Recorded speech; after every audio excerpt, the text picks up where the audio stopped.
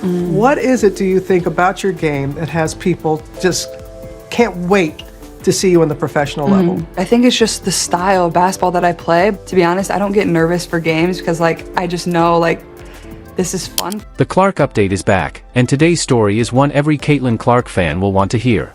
If you're part of the Clark Update army, drop CC 100% in the comments and let us know you're here. Because what happened after the Indiana Fever's latest victory was anything but an ordinary post-game interview. The Fever had just secured a huge 94-87 win over the Las Vegas Aces at Gainbridge Fieldhouse, and Caitlin Clark had delivered one of the most complete performances of her professional career. In 38 minutes, she put up 28 points, 12 assists, and 5 rebounds while shooting 11, 4, 18 from the field, including 6 three-pointers. She also committed just 2 turnovers. It was the kind of performance that immediately became a talking point across the basketball world. With the Fever fighting for the postseason, Clark looked confident, aggressive, and completely in control. After the game, she sat at the podium expecting the usual questions about the win, her shooting, and her growing chemistry with teammates such as Aaliyah Boston. Reporters asked about the pick-and-roll connection between the two stars and how their understanding of one another had continued to develop. Clark smiled and explained that their trust was growing every game. She talked about Boston's patience and how the two players were becoming more comfortable reading the floor together. Everything seemed routine. Then Clark noticed someone sitting near the front of the room. It was Stephen A. Smith. For most of the press conference, the outspoken sports personality had remained unusually quiet. That alone was enough to attract attention. Smith is known for strong opinions and passionate commentary, especially when discussing the biggest names in sports. Eventually, Clark acknowledged him. "Stephen A., go ahead." Smith stood up, but something was different. There were no dramatic gestures. No loud declarations. No attempt to turn the moment into a television spectacle. Instead, his expression was unusually serious. He began by explaining that after more than 3 decades in sports media, he had interviewed countless athletes. He had watched rookies become stars, veterans struggle, champions rise, and highly touted prospects fail to meet expectations. But then he turned the conversation toward Clark. Smith said that watching her handle the pressure of entering the WNBA had made him reconsider some of his own opinions. He acknowledged that he had been critical of her early on and admitted that some of those judgments had been made too quickly. Then came the question that changed the atmosphere in the room. How did Clark maintain her professionalism and grace while facing criticism from people like him? The room became noticeably quieter. Smith continued, acknowledging that some of the criticism directed toward Clark had been unfair. He admitted that he had sometimes been too quick to judge her transition from college basketball to the professional level. And then he apologized. That was the moment Clark appeared genuinely stunned. For someone who had spent the previous year answering difficult questions, handling enormous expectations, and living under an almost unprecedented level of media attention, she suddenly seemed unsure of what to say. She paused. Then she quietly responded, "Wow." Clark admitted that she honestly didn't know how to respond. The moment was striking because it felt completely different from the polished answers typically heard during post-game media sessions. There was no rehearsed response and no carefully constructed sound bite. She was simply reacting in real time. Clark then explained that the criticism had not always been easy to deal with. Questions about whether she was ready for the WNBA, whether her college success would translate, and whether the attention surrounding her was too much had followed her throughout her transition to professional basketball. But instead of allowing those doubts to define her, Clark said they motivated her. She worked harder. She studied more film. She pushed herself to improve. Most importantly, she wanted to prove to herself that she belonged. Clark explained that she wanted to become the kind of player and teammate the league deserved while also showing the people who believed in her that their confidence was justified. That response revealed something important about her mentality. The criticism may have been frustrating, but she had used it as fuel. Then Smith reached into his jacket and pulled out what appeared to be handwritten notes. That suggested his remarks were not simply an emotional reaction to Clark's performance that night. He had apparently been thinking about what he wanted to say. Smith told Clark that there was more he needed to acknowledge. He explained that the public conversation surrounding her had sometimes become bigger than basketball. The expectations were enormous from the moment she entered the league, and every performance was analyzed under a microscope. A missed shot could become a headline. A difficult game could trigger another debate about whether she was ready. A spectacular performance could create another round of comparisons. Through all of it, Clark continued to show up. She answered questions. She accepted criticism.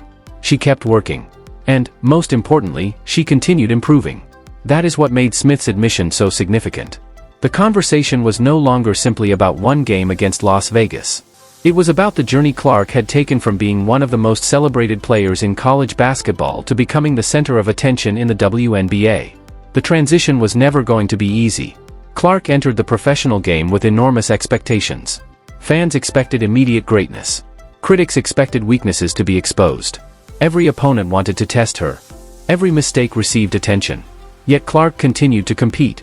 And as the season progressed, her confidence and understanding of the professional game continued to grow. Her performance against the Aces was another example of that development. 28 points and 12 assists showed her scoring and playmaking ability, but the larger story was her overall control of the game. She was making decisions with greater confidence, finding teammates, creating opportunities, and knocking down shots when Indiana needed them. The Fever's victory also carried major significance because the team was moving closer to its postseason goals. For Clark, however, the most memorable part of the night may not have been the statistics. It may have been that unexpected conversation at the podium. Because underneath the numbers, headlines, debates, and criticism is an athlete who has repeatedly said that she wants to keep learning. That humility is part of what makes moments like this so powerful. Clark did not respond to Smith's apology with a victory speech. She did not attack the media or list every criticism she had received. Instead, she acknowledged that the journey had been difficult and admitted that the criticism had affected her. But she also showed that she had learned from it. She had turned doubt into motivation. And that may be one of the biggest reasons her story continues to resonate with so many basketball fans. The conversation also raises a larger question about sports media. Criticism is part of professional sports. Athletes at the highest level are going to be analyzed, questioned, and challenged. But there is a difference between fair criticism and making assumptions before a player has had the opportunity to develop. Clark's rookie journey demonstrated just how quickly opinions can change. One week, people questioned whether she belonged. The next, they were discussing another record-breaking performance. That is the reality of professional basketball. Development takes time. Adaptation takes time. And sometimes, the best response to criticism is not an argument. It is improvement. Clark has continued to provide that response on the court. And perhaps that is why Smith's comments appeared to affect her so deeply. After months of hearing what she supposedly could not do, hearing someone openly acknowledge that some of the criticism had been unfair was unexpected. For a player accustomed to answering questions with confidence, that simple, "wow," said plenty. It showed that beneath the superstar image, Clark is still someone capable of being surprised, moved, and humbled by an unexpected moment. And that may be what fans remember most from this story. Not the 6 three-pointers. Not the 28 points. Not even the 12 assists. The lasting image is Clark sitting at the podium, momentarily searching for words after hearing something she probably never expected from one of the most recognizable voices in sports media. Whether you view the exchange as a powerful apology, an important media moment, or simply an emotional conversation after a big win, one thing is clear: Caitlin Clark's journey has become about much more than statistics. She is still learning. She is still improving. And she is still proving that she belongs. If you enjoyed this Clark update, make sure to like the video, subscribe, and turn on notifications so you don't miss the next story. And most importantly, let us know in the comments, do you think Caitlin Clark has handled the enormous pressure surrounding her better than most athletes could? Drop CC 100% below if you're backing Caitlin all the way. Until next time, keep supporting the Fever, keep supporting Clark, and keep watching. I also need to say this out loud because I made unfair and poorly considered comments about you on television, Stephen A. Smith continued. I have to take responsibility for that. He opened the notes he had brought with him. His voice was noticeably more serious now, and the usual confidence of the famous commentator had been replaced by something much more personal. I said on First Take 3 months ago that you were overhyped. I questioned whether the media, including ESPN, was creating too much excitement around you because of the attention you were bringing to the WNBA. I said you needed to earn the spotlight over an entire season. I even questioned whether you had the physical strength and speed necessary to succeed professionally. Smith paused. And I said that success in college doesn't automatically guarantee success in the workplace. There was some truth behind the general statement, but the way I delivered it minimized everything you had already accomplished. By this point, 2 of Clark's teammates, Aaliyah Boston and Erica Wheeler, had moved toward the back of the room. They were watching quietly, clearly affected by the unexpected scene unfolding in front of the media. Smith looked back at Clark. But here's what I've learned since then. His voice became stronger. In your rookie season, you're averaging 19, 5 points and 8, 4 assists per game. Compare that to some of the greatest players to ever enter this league. Diana Taurasi averaged 17 points and 4 assists during her rookie season. Sue Bird averaged 14, 4 points and 9 assists. Smith wasn't simply discussing statistics anymore. He was making a larger point. Based on the numbers, you're putting together one of the most impressive rookie seasons we've seen. He looked directly at Clark. But statistics don't tell the whole story. The room was completely silent. Perhaps more than any player in recent decades, you've helped bring attention to women's basketball. When your team comes to town, people show up. Television audiences have grown. Your jersey sales have exploded. But this isn't just about money, ratings, or merchandise. Smith's voice became emotional. It's about how you handle pressure. It's about how you lead. It's about how you consistently give credit to your teammates. It's about how you've continued to improve and how you've helped elevate the people around you. He took another breath. Caitlin, I was wrong about you. Those words seemed to hang in the room. I was wrong to think you weren't ready. I was wrong to suggest you weren't worthy of the attention you were receiving. I failed to recognize what was right in front of me because I was judging you according to standards that didn't account for everything you were bringing to the game. Then Smith delivered the statement that appeared to affect everyone in the room. You're more than an outstanding rookie. You're helping change the way women's basketball is viewed and experienced.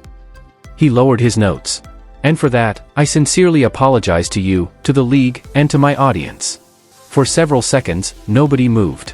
Then the room erupted. Cameras began flashing rapidly as photographers realized they were witnessing a moment unlike the usual post-game press conference. Reporters who had been quietly taking notes suddenly started typing faster. Several people reached for their phones. The atmosphere had completely changed. Holly Rowe, who had covered countless emotional moments throughout her career, appeared visibly moved. She continued writing while wiping away tears. Other members of the media were equally stunned. Sue Bird, who was attending as an ESPN analyst, stood and began applauding. That single gesture changed everything. Members of the ESPN crew joined her. Then other reporters followed. Soon, applause filled the room. Even Indiana Fever personnel who had gathered nearby began clapping. Clark remained seated, taking everything in. Then Aaliyah Boston walked toward her. Boston placed a hand gently on Clark's shoulder. It was a small gesture, but it carried enormous meaning.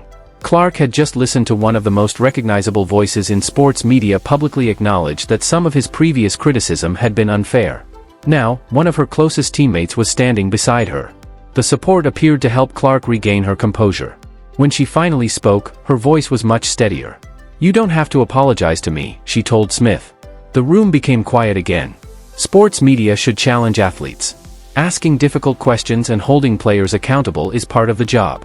What matters most is being willing to reconsider your opinion when new information changes your perspective. Clark looked toward Smith. That takes honesty. And honestly, it takes strength. Her response was remarkably mature. She wasn't attacking Smith for what he had said months earlier. Instead, she acknowledged that criticism had played a role in her development. To be honest, the criticism helped me, Clark said. It pushed me. She explained that the questions about whether she belonged in the WNBA motivated her to work harder. They pushed her to study more film, improve her game, and prove to herself that she could compete at the highest level. She emphasized that she wasn't trying to prove herself only to fans or reporters. She wanted to prove it to herself. That distinction was important. Clark understood that the transition from college basketball to the WNBA would take work. She wasn't expecting everything to happen instantly. She wanted to adapt. She wanted to compete. And eventually, she wanted to master the professional game. At that point, the conversation took an even broader turn. A reporter who had been observing the exchange asked Clark about the changing relationship between the media and women's basketball. How had coverage changed since she entered the league? And what did she hope would happen next? Clark thought carefully before answering. I think we've definitely gotten more attention, she said. And she made it clear that she viewed that attention as a positive thing. Not just for herself. Not just for the Indiana Fever. But for the women who had spent years building professional women's basketball and for young girls who now had more opportunities to see themselves represented on the biggest stages. However, Clark also recognized the downside. More attention brings more pressure. And more pressure brings more criticism. She said she was comfortable with that as long as the criticism was fair, reasonable, and based on reality. Then she looked toward Smith. I appreciate what Stephen A. is doing right now, she explained. He's willing to listen and learn. Her point was bigger than one commentator. Women's basketball cannot simply be covered through the exact same lens used for men's basketball. The sport has its own history, its own development, and its own circumstances. It deserves serious coverage, but it also deserves context. Another former WNBA player and ESPN analyst joined the conversation, asking Clark about the unique pressure that comes with being viewed as one of the faces of a new era for women's basketball. Clark smiled. Her confidence had returned. And her answer was simple. "That's the problem," she said. "I never set out to be the face of anything." That statement perfectly captured the strange position Clark had found herself in. She hadn't asked to become the center of every conversation. She simply wanted to play basketball. But her popularity, performances, and influence had created something much larger. And then Smith did something that surprised everyone again. He sat back down. For a moment, it appeared the emotional exchange was over. But then he reached into his jacket once more. This time, he pulled out a thin, worn piece of paper. It had clearly been folded many times. Smith looked at Clark. "There is one more thing," he said. "And this is probably the most important thing I wanted to share with you today." The room became quiet once again. Smith explained that his daughter plays middle school basketball. She had been following Clark since her Iowa days. And according to Smith, his daughter had made a request long before this press conference. "She asked me to give you something if I ever got the chance to meet you." Smith explained that several months earlier, during the period when he had been especially critical of Clark's professional debut, his daughter had written her a letter. "She told me that if I ever met you in person, I had to give it to you." He said he had carried the letter with him while waiting for the right opportunity. Now, he finally had that opportunity. Smith walked toward the podium and handed the folded paper to Clark. Clark accepted it carefully. She looked down at the letter for a moment before slowly unfolding it. At first, her expression was simply curious. Then she began reading. Her eyes moved across the page. A few seconds passed. Her expression changed. The curiosity disappeared and was replaced by surprise. Then came something deeper. Clark continued reading, focusing on certain lines as if she wanted to absorb every word. A warm smile slowly appeared across her face. Her eyes began to glisten. For the first time that night, the superstar basketball player wasn't responding to a statistic, a criticism, or a media question. She was reading the words of a young fan. A girl who had been watching her journey from the beginning. A girl who didn't care about television debates or media narratives. She simply saw a basketball player who inspired her. And suddenly, the entire press conference seemed to come full circle. The criticism, the pressure, the expectations, and the arguments about whether Clark belonged had all faded into the background. What remained was something much simpler. A young basketball fan had found inspiration in Caitlin Clark. And Clark was finally seeing that impact for herself. She looked up from the letter, clearly emotional. The room remained silent. Nobody wanted to interrupt the moment. Because sometimes the most powerful part of an athlete's journey isn't the number of points scored or records broken. It's knowing that somewhere, a young player is watching and thinking, "I want to do that someday." And in that moment, Clark seemed to understand exactly what her journey had come to represent. Not just expectations. Not just controversy. Not just basketball. Inspiration. Clark looked at Smith and asked, "Would you mind if I read part of this out loud?" Smith nodded. She took a breath, cleared her throat, and began reading with a mixture of happiness and emotion. The letter, written by his daughter Mia, offered a heartfelt perspective that quickly touched everyone in the room. As Clark reached the end, the atmosphere suddenly shifted. Reporters laughed warmly, and several even applauded Mia's honest take on her father's basketball opinions. Smith smiled and shook his head. "She's definitely not wrong about that last part," he admitted. The room erupted in laughter again, turning what began as a serious post-game discussion into something much more personal and uplifting.